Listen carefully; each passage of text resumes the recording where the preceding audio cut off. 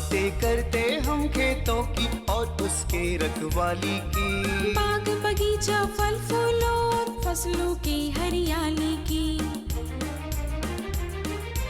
हम बीजों की बातें करते उत्तम जल संसाधन की। हम तकनीकी बातें करते फसलों के उत्पादन की। हर किसान का सपना सच हो जीवन सुखद बनाने को। गाँव-गाँव के हर आंगन का प्यारा सा ये दर्शन। कृषि दर्शन, कृषि दर्शन, कृषि दर्शन, कृषि दर्शन, कृषि दर्शन, कृषि दर्शन, कृषि दर्शन, कृषि दर्शन। नमस्कार किसान भाइयों, मैं शशिकला स्वागत करती हूं आपके अपने कार्यक्रम कृषि दर्शन में। किसान भाइयों, जैसा कि आपको मालूम है कि हमारा ये कार्यक्रम आपके लिए होता है और हम हर बार आपके लिए नई नई जानकारी लेकर आते हैं। किसी ने सच ही कहा है कि राह संघर्ष की जो चलता है वही संसार को बदलता है। जिसने रातों की है जंग जीती, सुबह सूर्य बनकर वही चमकता है। जी हाँ, आज हमारे किसानों ने खेती किसानी करने में कोई कसर नहीं छोड़ी है। उनके अंदर इतना जुनून पैदा हो गया है कि बंजर धरती में भी हरियाली लाने में कोई कसर नहीं छोड़ते हैं। कार्यक्रम की शुरुआत हो चुकी है। आइए सबसे पहले देखते हैं कृषि समाचार। नमस्कार, कृषि समाचार में आपका स्वागत है। मैं हूं अंशु शिखा लकड़ा। आइए देखते हैं आज कृषि समाचार में क्या है खास। मछली पालन के विकास के लिए रियरिंग तालाब निर्माण योजना, कच्चा घर में रहने वाले मछली पालकों के लिए वेद व्यास आवास निर्माण योजना, झाड़ीदार फ्रेंच बीन के बेहतर उत्पादन के लिए लगाएं उन्नत प्रभेद पंत अनुपमा। अब समाचार विस्तार से। राज्य में मछली पालन के विकास के लिए रियरिंग तालाब निर्माण योजना चलाई जा रही है। इसकी कुल योजना लागत 5,08,000 रुपये है। इसमें अनुसूचित जनजाति के लाभुक को कुल योजना लागत का 80% और अन्य श्रेणी के लाभुक को 70% अनुदान देने का प्रावधान है। मछली पालक इस योजना से लाभ लेने के लिए जिला मत्स्य कार्यालय में आवेदन दे सकते हैं। राज्य में वेद व्यास आवास निर्माण योजना चलाई जा रही है। इस योजना के तहत कच्चा घर में रहने वाले मछली पालकों को पक्का मकान बनाने के लिए अनुदान उपलब्ध कराया जाएगा। इस योजना से लाभ लेने के लिए उन मछली पालकों को योग्य माना जाएगा जिनकी आर्थिक स्थिति गरीबी रेखा से नीचे है और वो किसी अन्य आवास योजना से लाभ नहीं लिए हों। राज्य के मछली पालक वेद व्यास आवास निर्माण योजना से लाभ लेने के लिए जिला मत्स्य कार्यालय से संपर्क कर सकते हैं। किसान भाइयों, धान फसल में तनाछेदक कीट लगने से फसल की भारी क्षति हो सकती है। यदि तनाछेदक कीट लगने के लक्षण दिखे तो अविलंब अनुशंसित मात्रा में फ्लूबेंडामाइड दवा से घोल बनाकर फसल पर छिड़काव करें। जल जमाव वाले क्षेत्र में कीटों का प्रकोप बढ़ जाता है। यही कारण है कि धान फसल में भी तनाछेदक कीट लगने का खतरा रहता है। तनाछेदक कीटों के रोकथाम के लिए तनाछेदक कीटनाशी दवा का छिड़काव पानी के ऊपर के तना पर करें। इससे पौधों में लगे हुए तनाछेदक कीट नष्ट हो जाएंगे और तनाछेदक कीट नहीं लगेंगे। किसान बंधु, अगर मान लीजिए कि आपके खेत में धान लगे हुए हैं और उसमें तनाछेदक कीट का आक्रमण होता है तो पूरा का पूरा जो आपका जगह जगह देखेंगे तो बालियां जो है वो सूखी हुई नज़र आती है। अगर पकड़ के उसको खींचते हैं तो वो जो है अंदर से कीड़ा खाया हुआ है जैसा नज़र आता है। जब ऐसा समस्या है तो उसके पहले आप अगर फ्लूबेंडामाइड जो है फेम करके एक दवा आती है उसका 4 लीटर पानी में 1 ग्राम अगर उसका स्प्रे कर देंगे और थोड़ा सा कोशिश करें कि उसके तना जो जहाँ पर पानी से ऊपर वाला भाग है वहाँ अगर छिड़काव करें तो उस कीट का हम यहाँ नियंत्रण कर सकते हैं। झाड़ीदार फ्रेंच बीन की खेती के लिए पूरे अक्टूबर महीने तक फसल लगा सकते हैं। झाड़ीदार फ्रेंच बीन के बेहतर उत्पादन के लिए उन्नत प्रभेद पंत अनुपमा, स्वर्णप्रिया, अर्का कोमल या स्ट्रिंगलेस लगाएं। झाड़ीदार फ्रेंच बीन की बुआई में 80 से 90 किलोग्राम बीज प्रति हेक्टेयर की दर से लगाएं। इसमें कतारों के बीच 40 सेंटीमीटर और पौधों के बीच 10 सेंटीमीटर की दूरी रखें। झाड़ीदार फ्रेंच बीन के उन्नत प्रभेद प्रिया, अर्का कोमल और स्ट्रिंगलेस की उत्पादन क्षमता औसतन 80 से 90 क्विंटल प्रति हेक्टेयर है। डच हो एक ऐसा कृषि उपकरण है जो खेतों में नाली बनाने, मेड़ बनाने और फसलों की निकाई गुड़ाई करने के लिए काफ़ी उपयोगी है। इस मौसम में विभिन्न फसलों की खेती के लिए डच हो का उपयोग कर सकते हैं। डच हो की कार्य क्षमता 12 से 15 डिसमिल प्रतिदिन है। आइए जानते हैं लतेदार सब्जी फसलों में फल छेदक कीटों की रोकथाम कैसे करें। किसान भाइयों, लतेदार सब्जी फसलों में फूल लगने के 10 दिन बाद नीम सीड पाउडर एक्सट्रैक्ट 4% दवा या इंडोक्सा कार्ब दवा आधा मिलीलीटर प्रति लीटर पानी की दर से घोल बनाकर फसल पर छिड़काव करें। 10-10 दिन के अंतराल पर 2 छिड़काव करें। इससे फल छेदक कीटों पर नियंत्रण हो जाएगा। और अब एक नज़र राज्य के 5 प्रमुख शहरों के मौसम के मिजाज पर। आज राज्य के 5 प्रमुख नगरों के अधिकतम और न्यूनतम तापमान कुछ इस प्रकार दर्ज किए गए। रांची का अधिकतम तापमान 31 डिग्री सेल्सियस और न्यूनतम 21 डिग्री सेल्सियस। जमशेदपुर का अधिकतम तापमान 33 डिग्री सेल्सियस और न्यूनतम 24 डिग्री सेल्सियस। मेदिनीनगर का अधिकतम तापमान 33 डिग्री सेल्सियस और न्यूनतम 23 डिग्री सेल्सियस। देवघर का अधिकतम तापमान 34 डिग्री सेल्सियस और न्यूनतम 23 डिग्री सेल्सियस। वहीं धनबाद का अधिकतम तापमान 35 डिग्री सेल्सियस और न्यूनतम 24 डिग्री सेल्सियस रहा। कृषि समाचार में आज इतना ही। अगले दिन अगले अंक में फिर मुलाकात होगी कुछ ताज़ा तरीन खबरों के साथ। तब तक के लिए दीजिए इजाज़त। नमस्कार, जोहार। अभी आपने देखा कृषि समाचार, मंडी भाव, साथ ही अगले 24 घंटे के अंदर मौसम के मिजाज को जाना। आइए यहाँ पे लेते हैं एक छोटा सा विराम। कहीं जाइएगा नहीं, क्योंकि विराम में भी आपके लिए संदेश है। देखते रहिए आपके अपने कार्यक्रम कृषि दर्शन। भारत सरकार का हर प्रयास किसानों को दे रहा है एक नई आस। देश के किसानों की खुशहाली और उन्हें आत्मनिर्भर बनाने के लिए भारत सरकार समर्पित है। प्रधानमंत्री श्री नरेंद्र मोदी जी के नेतृत्व में कृषि क्षेत्र में किए गए निरंतर प्रयासों के फलस्वरूप देश खाद्यान्न व बागवानी के क्षेत्र में आत्मनिर्भर हो चुका है और देश में दलहन का उत्पादन भी बढ़ा है। इसी तरह भारत सरकार ने खाद्य तेलों के उत्पादन को बढ़ाने के भी अनेक प्रयास किए हैं। इसी क्रम को आगे बढ़ाते हुए माननीय प्रधानमंत्री श्री नरेंद्र मोदी जी के नेतृत्व में भारत सरकार ने दूरदर्शी निर्णय लेते हुए राष्ट्रीय खाद्य तेल मिशन ऑयल पाम की शुरुआत की है। इस मिशन से देश भर के किसानों को बहुत लाभ मिलेगा। कृषि के पूंजी निवेश में वृद्धि होगी, खाद्य तेल आयात पर देश की निर्भरता कम होगी और रोजगार के नए अवसर पैदा होंगे। खाने के तेल में आत्मनिर्भरता के लिए अब राष्ट्रीय खाद्य तेल मिशन ऑयल पाम का संकल्प लिया गया है। इससे किसानों को तो सीधा लाभ होगा ही, गरीब और मध्यम वर्ग के परिवारों को सस्ता और अच्छी क्वालिटी का तेल भी मिलेगा। यही नहीं, ये मिशन बड़े स्तर पर रोजगार का निर्माण करेगा। इस मिशन के अंतर्गत ऑयल पाम का रकबा और पैदावार बढ़ाने पर जोर देने के लिए सरकार ने 11,000 करोड़ रुपए से अधिक की सहायता राशि निर्धारित की है। मिशन के तहत सरकार ने ऑयल पाम की खेती के लिए रोपण आदि की सहायता में बढ़ोतरी करते हुए पहले मिलने वाले 12,000 रुपए प्रति हेक्टेयर को बढ़ाकर 29,000 रुपए प्रति हेक्टेयर तक कर दिया है। ऑयल पाम के पुराने बागों के पुनरुद्धार के लिए 250 रुपए प्रति पौधा के हिसाब से विशेष सहायता दी जा रही है। पौधारोपण सामग्री की कमी दूर करने और बीजों की पैदावार करने वाले बागों को भी सहायता दी जाएगी। इसके तहत 15 हेक्टेयर ऑयल पाम उद्यान के लिए 80 लाख रुपए तक की सहायता राशि दी जाएगी। इसके अलावा नर्सरी विकास के लिए 40 लाख रुपए तक तय किए गए हैं। पूर्वोत्तर और अंडमान राज्यों के लिए विशेष सहायता का भी प्रावधान है। ऑयल पाम के किसान ताजे फलों के गुच्छे यानी FFB का उत्पादन करते हैं, जिनकी वर्तमान में कीमतें अंतर्राष्ट्रीय मूल्यों में उतार चढ़ाव के आधार पर तय होती हैं। पहली बार केंद्र सरकार ताजे फलों के गुच्छे की कीमत के लिए किसानों को आश्वासन दे रही है। ये व्यवहार्यता मूल्य यानी VP कहलाएगा, यानी किसानों को कोई घाटा नहीं होने दिया जाएगा। व्यवहार्यता मूल्य VP तय करने की शुरुआत 1 नवंबर से होगी और अगले वर्ष 31 अक्टूबर तक जारी रहेगी।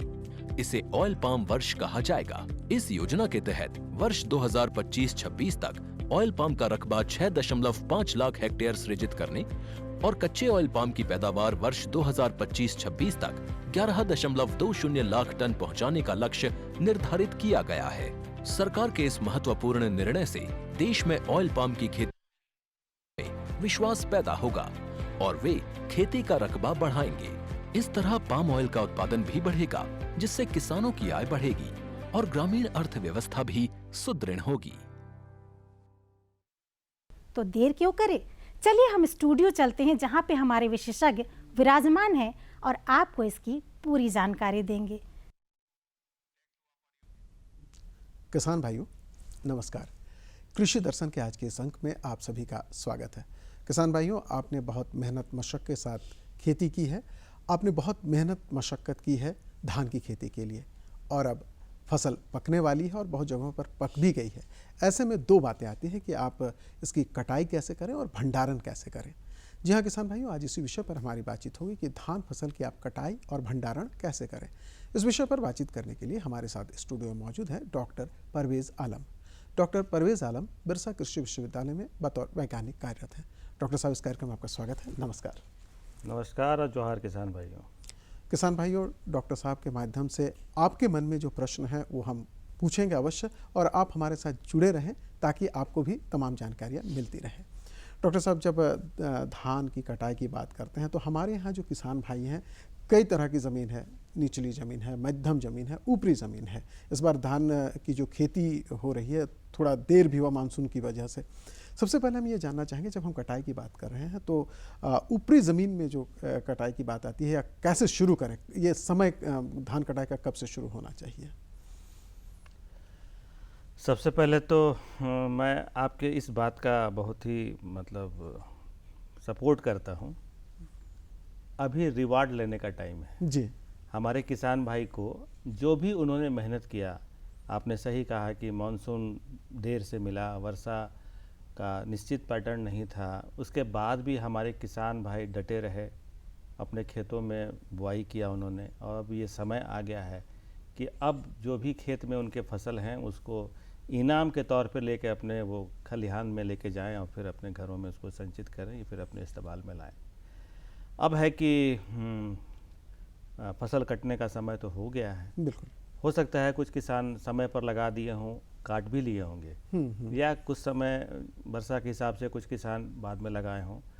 तो देखिए, ऐसा है कि लगाने के दिन से काटने को नहीं जोड़ना चाहिए, है ना। उसका लक्षण पहचानना चाहिए कि क्या वास्तव में आपका धान कटने के लायक हो गया है कि नहीं। तो उसके लिए एक बहुत ही छोटा सा टेस्ट हमारे हर किसान भाई जानते हैं कि आप अपने खेतों में चारों तरफ घूम के देख लीजिए, कहीं कहीं से एक आध दाना उठा करके दांतों में दबाइए। अगर आपको कट की ध्वनि सुनाई पड़ती है तो इसका मतलब है कि आपका फसल अब कटने के लिए तैयार है और आप यथाशीघ्र काट लें। रहा बात आपने कहा अपलैंड का, यानी टाण ज़मीन में, तो टाण ज़मीन में आज अक्टूबर का 13 तारीख है ना जी। तो मैं समझता हूँ कि जो भी किसान भाई जो भी प्रभेद टाण ज़मीन में लगाए होंगे, ऑलमोस्ट वो पक गया होगा, है ना जी। और हम उनको ये सलाह देंगे आपके माध्यम से कि यथाशीघ्र बिना देरी किए आप उसको वहाँ से काट करके खेतों से उसको हटा के अपने खलिहान में संचित कर लें। क्योंकि अगर आप वहाँ देर करेंगे तो फिर क्या होगा कि किसान भाई के पास अभी मध्यम ज़मीन भी है, अभी नीची ज़मीन में भी है। तो अगर लेट से कटाई शुरू करेंगे अपलैंड की तो फिर आप हर जगह पर आप लेट होते जाएंगे। बिल्कुल। और देर होगी, जितनी देर होगी उतनी आर्थिक क्षति भी है। आर्थिक क्षति भी होगी, सही कहा आपने। तो आपको देर नहीं करना। मैं हमेशा, गौतम जी, हम चर्चा में हम लोग हमेशा कहते हैं, कृषि में समय ही एक ऐसा इनपुट है जिसका पैसा नहीं लगता है, और समय ये ऐसा इनपुट है कि इसमें ज़्यादा एक्सपेरिमेंट नहीं करना चाहिए। बिल्कुल। तो जिसका जो समय है उस समय पर अपना काम ज़रूर पूरा कर लें। क्योंकि देखिए, अगर आप फसल पक गई है खेत में छोड़ेंगे, चिड़िए लगेंगे, चूहे लगेंगे, अटैक होगा, बारिश आ गई तो झड़ना शुरू हो जाएगा, तो मालूम हुआ कि जितना आपका उत्पादन हुआ है उसमें से 20-30% आप खेत में ही छोड़ के चले आए। बिल्कुल। अभी तो हमको ये करना है कि हमको जितना मेरा उत्पादन हुआ है उसका एक एक दाना हम अपने खलिहान तक लेके जाएं। ये आपका ये रहना चाहिए, कोशिश रहना चाहिए। बिल्कुल, ये ऊपरी ज़मीन, मध्यम ज़मीन और जो निचली ज़मीन है सबके लिए ख्याल रखना ये निर्भर करता है, जैसा कि डॉक्टर साहब ने बताया कि आपने कब लगाया, ये महत्वपूर्ण है कि पका है या नहीं पका है, ये ज़्यादा ध्यान देना चाहिए। और जब आप लगाए हो तो आपको प्रभेद का भी पता होगा कि कितने दिन में। हाँ, पता रहता है हमारे किसान भाई को कि जब वो प्रभेद खरीदते हैं तब उनको मालूम होता है कि 110 दिन में पक जाएगी, 80 दिन तो में एक पक जाएगी। अंदाज भी हो जाता है कि इतने दिनों में हमें काट लेना चाहिए। डॉक्टर साहब, इसके बाद का जो प्रश्न है, जब हम कटाई करते हैं तो बहुत सारी चीज़ें ऐसी होती है जिसको हम नहीं समझ पाते हैं, हमसे गलतियां हो जाती है। किस किस तरह की सावधानी रखनी चाहिए कटाई के दौरान किसान भाइयों को? सही है। देखिए, अपलैंड में तो कुछ करना नहीं है, क्योंकि अपलैंड में खेत में पानी नहीं है, है ना। जो भी पानी है मतलब जल जमाव की स्थिति नहीं है। लेकिन जैसे ही आप अब निचली ज़मीन से हम शुरू करेंगे जी। निचली ज़मीन में अगर हमारे किसान भाई रोपा विधि से धान की खेती किए हैं तो क्या करते हैं, खेत में जल जमाव की स्थिति बना के रखते हैं, है ना। लेकिन अगर आप कटाई के समय भी जल जमाव की स्थिति बना के रखेंगे तो आप फसल काट नहीं पाएंगे। बिल्कुल। तो आपको करना क्या है कि पहले वहाँ से जल निकास का प्रबंध करना है, ताकि कटाई के समय तक आपका जो ज़मीन है वो घुसने के लायक हो जाए, ताकि हमारे किसान भाई आसानी से वहाँ फसल काट सकते हैं। ठीक है जी। सेम कंडीशन मीडियम लैंड में भी है, मध्यम लैंड में भी है। यानी पानी को खेतों में जमा नहीं रहने देना है, वहाँ से हटा लेना है। ये तो हो गया उन किसान के लिए जो रोपा किए हैं। जी। बहुत सारे हमारे किसान भाई ये भी होंगे कि श्री विधि से खेती किए होंगे। बिल्कुल। तो श्री विधि में भी कोई खास अभी कुछ करने का ज़रूरत नहीं है, क्योंकि श्री विधि का सिद्धांत ही है, हमारे किसान भाई भी जानते हैं, हम लोग अक्सर चर्चा करते हैं कि वहाँ पर जल जमाव की स्थिति नहीं बनने देते हैं। बिल्कुल। ठीक है ना। तो इस तरह से वहाँ पर तो जल जमाव की स्थिति है ही नहीं, तो वहाँ पर भी पानी का रोकने का या ठहराने का या बहाने का कोई मतलब नहीं बनता है। जी। एक तो ये सावधानी है। दूसरा, कटाई करके क्या करें। जी। अक्सर आप देखिएगा कि हमारे किसान भाई धान को काट करके और वहीं पर खेत में गिरा के छोड़ देते हैं, है ना। हाँ। अब वो स्थिति 15 दिन 20 दिन, कभी यहाँ तक कि मैंने तो कभी कभी देखा है 1-1 महीना तक उनका धान का फसल उसी खेत में पड़ा है। फर्क ये था, पहले खड़ा था, अब पड़ा है ना। बिल्कुल बिल्कुल। हाँ। उससे नुकसान क्या है? उससे नुकसान ये है कि अब आप जैसे ही खेत धान के फसल को ज़मीन पे डालते हैं तो बहुत तरह के कीड़े मकोड़े या नमी के संपर्क में आने से धान के जो दाने हैं वो खराब होना शुरू होते हैं, यानी क्वालिटी उसकी डिटोरेट होती है ना। जितना दिन आप वहाँ पे छोड़ेंगे उतना आपका क्वालिटी खराब होगा। और अगर कहीं गलती से वर्षा आ गया तो फिर आप समझ लीजिए कि आपका कितना नुकसान, बहुत नुकसान है ना। तो हमारे किसान भाई ये गलती हमेशा करते हैं कि धान को काट के वहीं छोड़ देते हैं। मत कीजिए ऐसा, ये गलती नहीं करना चाहिए। बहुत से बहुत आप धान काट रहे हैं तो जो मेड़ है, जो जमीन का जो मेड़ है, वहाँ पे आप उस दिन जिस दिन कटाई कर रहे हैं वहाँ पे ज़रूर रख दीजिए। लेकिन कोशिश कीजिए दूसरे दिन धान काटने से पहले दिन का जो धान कटा हुआ है उसको उठा के अपने खलिहान में पहुँचा दें। बिल्कुल, है ना। मेरा मकसद है कि ये प्रक्रिया करने से ये होगा कि किसान भाई का जो खून पसीना का जो मेहनत है, उसका एक एक दाना जो बनने में जो उनका एनर्जी खर्चा हुआ है, वो हर एक दाना किसान को मिल जाए। अननेसेसरी वहाँ पर छोड़ करके बर्बाद करना, खराब करना या अन्य अपने उपयोग में, अब मान लीजिए क्वालिटी खराब हो गई तो जो धान उनको 10 रुपया में बिक जाता है वो 2 रुपया में भी नहीं बिकेगा। बिल्कुल बिल्कुल।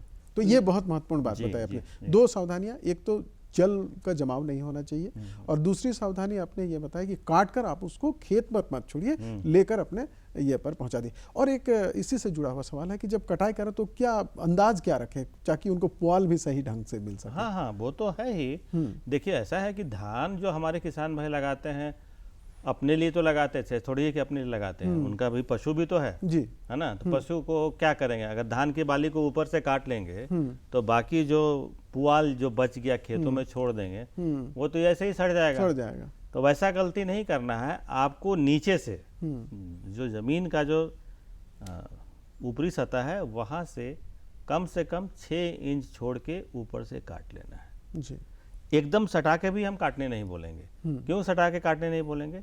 क्योंकि बहुत सारे खरपतवार भी वहाँ उगे रहते हैं, जी। है ना। तो अगर आप सटा के काटेंगे तो क्या होगा, खरपतवार भी कट करके धान के साथ आपके खलिहान में पहुँचेगा, और खलिहान होते हुए आपके जो भंडारण वाला जगह है वहाँ तक जाएगा, और भंडारण के बाद फिर अगले साल आपके खेत में आ जाएगा। इसलिए ये कोशिश करें कि ज़मीन से 6 इंच छोड़ करके धान को कटाई करें वहाँ से, और काटने के बाद उसका भंडारण मड़ाई के लिए उसको ले जाएं। फिर ताकि आप भंडारण कर सकें। तो ये तो कटाई की जो पूरी प्रक्रिया है, इस पर आपने बहुत अच्छी जानकारी दी। अब मड़ाई पर हम चलते हैं। मड़ाई किस तरह से करें, क्या ध्यान रखें? लाते वक्त भी बहुत धान जो है रास्ते में गिर जाता है, ये भी एक महत्वपूर्ण समस्या है, इसलिए लाने में भी बहुत सारी जो है सावधानियां रखनी चाहिए। देखिए, धान का तो जो हमारे किसान भाई बंडल बनाते हैं वो तो बहुत से माहिर होते हैं, उसमें कोई दिक्कत नहीं है। आप बंडल को सीधा अपने खलिहान पे लेके आएँ। खलिहान पर लाने से पहले ये सुनिश्चित कर लें ये आपका खलिहान साफ सुथरा है ना।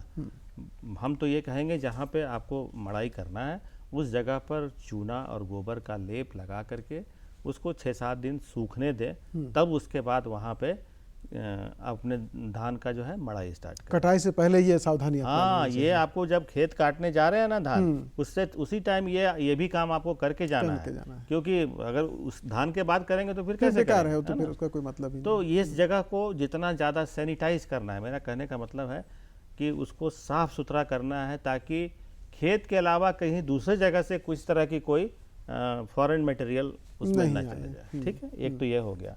दूसरा है कि मड़ाई कैसे करें।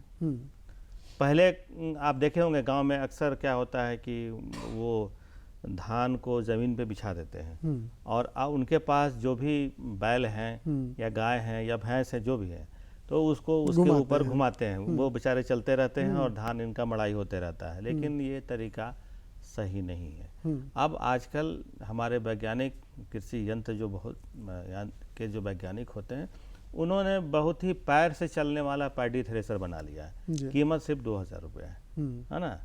और हम समझते हैं और वो मानव संचालित भी है। हाँ, पैर से चलने वाला, उसमें बिजली की कोई आवश्यकता नहीं है, डीजल की कोई आवश्यकता नहीं है, केरोसिन की कोई आवश्यकता नहीं है, कोई खर्च, बाहरी खर्च नहीं है, और किसी स्रोत पर आपको निर्भर नहीं होना है। और वो ऐसा चीज है कि अगर एक बार खरीद लिए तो समझिए बहुत दिन चलेगा। बल्कि अगर गांव में 4-5 अगर पैडी थ्रेशर है पैर से चलने वाला, तो हमको नहीं लगता है कि बाकी किसी यंत्र की आपको ज़रूरत है। तो पैडी थ्रेशर का इस्तेमाल करें, उससे क्या होगा कि आपका जो मड़ाई है बड़ा तेज गति से होगा, है ना। क्योंकि देखिए, मड़ाई करना ही बहादुरी नहीं है। अभी आपको मड़ाई करना है, फिर उसको सुखाना है, फिर तब ना भंडारण करेंगे आप। तो ये सब सारे स्टेप्स हैं, तो हर एक स्टेप्स को आप कोशिश कीजिए जितना जल्दी खत्म कर लें उतना अच्छा। डॉक्टर साहब, आपको हम रोकना चाहेंगे। हम एक मन में ये प्रश्न है कि जब हम मड़ाई करें और उसके बाद जब हम भंडारण के लिए जाएं, तो कोई गैप रखें कि कितना गैप रखें, या उसमें जो आर्द्रता की मात्रा है इस पर इसका भी कुछ ध्यान रखना होगा? नहीं, गैप कुछ नहीं रखना है, सिद्धांत को फॉलो करना है जी। अगर आप मड़ाई कर लिए, भंडारण में गए, नमी जितना होना चाहिए उचित नमी, उससे ज़्यादा नमी के खाद्यान्न को अगर आप भंडारण करेंगे तो वो खराब हो जाएगा, उसकी गुणवत्ता खराब हो जाएगी। हाँ, खराब हो जाएगा, बहुत तरह की बीमारियां लगेंगी, अंदर में जाके सड़ भी सकता है वो। तो बेहतर है कि उसको पहले भंडारण करने से पहले भंडारण के लिए हमको तैयार करना पड़ेगा, है ना। तो तैयार कैसे करेंगे? तो सबसे बड़ा दुश्मन होता है आर्द्रता जी। जो खेत से फसल होके आती है आपके पास, आते आते बीच में बारिश हो गया, कुछ भी इस तरह का बहुत सारा, तो उसके लिए सबसे अच्छा है कि सन ड्राइंग, यानी धूप में उसको कम से कम, जो आपका मड़ाई के बाद जो धान निकला है इसको कम से कम डायरेक्ट धूप में कम से कम 8 से 10 दिन तक सुखाएं। 15 दिन भी सुखाना पड़ सकता है, बिल्कुल, और निर्भर करता है। और हम तो कहते हैं वैज्ञानिक भाषा में कि उसकी आर्द्रता 8 से 10% रहे, लेकिन हमारे किसान भाई 8 से 10% कैसे करेंगे?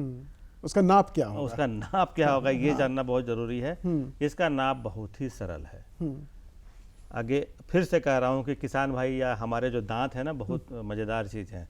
फिर आप उसको दांत के नीचे उसको दबाइए, उसके हार्डनेस, उसकी कठोरता की जांच करिए। धान जितना ज़्यादा सूखा रहेगा उतना ज़्यादा कठोर होगा, उतना दांत को मेहनत लगेगी उसको दबाने में या तोड़ने में। तो जब एक समय आ जाए कि अब आपको लगे कि नहीं, अब इससे ज़्यादा कठोर नहीं हो सकता है धान जो हमारा, तब आप समझिए कि वो भंडारण के लिए अब हमारा धान जो है वो तैयार हो गया है। बिल्कुल, मतलब दांत वाला टेस्ट हमेशा करना चाहिए और साधारण है, खुद कर सकते हैं। हाँ, इसमें किसी बहुत बड़ा वैज्ञानिक तथ्य नहीं है इसमें। और हमारे यहाँ तो पारंपरिक ढंग से जो खेती किसानी करते हैं उनको इन सारी बातों की जानकारी भी है। बिल्कुल। हाँ, ये तो हो गई मड़ाई की बात। अब आते हैं जो अगली प्रक्रिया वो भंडारण की है। भंडारण बहुत महत्वपूर्ण है, क्योंकि अगर भंडारण सही ढंग से नहीं हो तो बहुत नुकसान होता है किसान भाइयों को। कई तरह की चीज़ें होती हैं जिससे नुकसान, कीट मकोड़े हैं, चूहा है। किस तरह का भंडारण करना चाहिए ताकि किसान भाइयों को नुकसान नहीं हो या कम से कम नुकसान हो? भंडारण का मैं एक ही सिद्धांत आपके माध्यम से किसान भाई को बताना चाहता हूँ। कहीं भी भंडारण करिए, किसी भी बर्तन में करिए, ठीक है, कोशिश आपकी यही रहनी चाहिए, ना भीतर की हवा को बाहर जाने देंगे और ना बाहर की हवा को भीतर आने देंगे। एयर टाइट हो जी। हाँ, पहला सिद्धांत। दूसरा, आपको पता है जब हम लोग खाना बनाते हैं तो जो पहले से जो खाना बना हुआ है उस बर्तन को तो साफ तो कर लेते हैं, उसके बाद ही तो खाना बनाते हैं। सही, सेम चीज़ है भंडारण में। भंडारण जिस भी स्थान पे कर रहे हैं पहले उसको तैयार करिए। बिल्कुल। तैयार करने से मतलब ये है कि उस जगह पे पहले से कोई कीटाणु के अंडे तो नहीं है, कोई विषाणु तो नहीं है ना? तो कैसे उसको फ्री करेंगे, मतलब सैनिटाइज कैसे करेंगे? आपको तो नंगे आंख से दिखेगा नहीं, है ना? किसान भाई को भी, किसी को नहीं दिख सकता है। तो उसके लिए सबसे बड़ा है कि अगर आपका मिट्टी का आपका जो भंडारण वाला जो गांव देहात में रहता है, मिट्टी की कोठी रहती है ना? तो कोठी बड़े अच्छे ढंग से बनी होती है, तो उसको पहले आप उसमें जब आप कटाई कर रहे होते हैं उसी समय उसका भी तैयारी शुरू कर दीजिए। उसमें चूना, गोबर, ये सब का लेप लगा के उसको अच्छी तरह से सुखा लीजिए। सुखाने के बाद उसमें धुआं करना है। बिल्कुल। वैसे चीज़ का धुआं करना है जो जहरीली, जैसे नीम है ना, नीम का पत्ती को जलाइए, नीम की लकड़ी को जलाइए।